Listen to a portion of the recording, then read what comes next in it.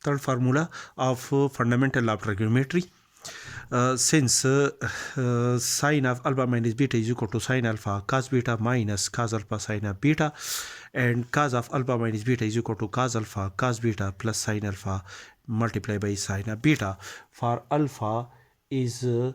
greater than beta, where the angle alpha and beta are in radian measure.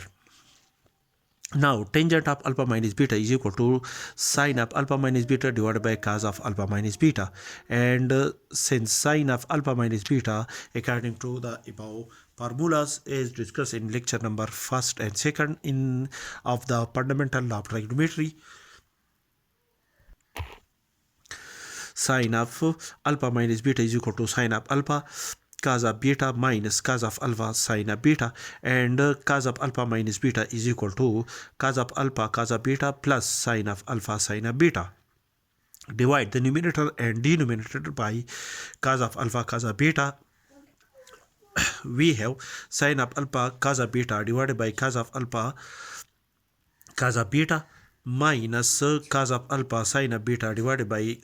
cos of alpha cos of beta is a whole divided by cos of alpha cos of beta divided by cos of alpha cos of beta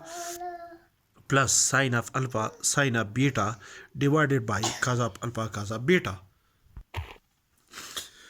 And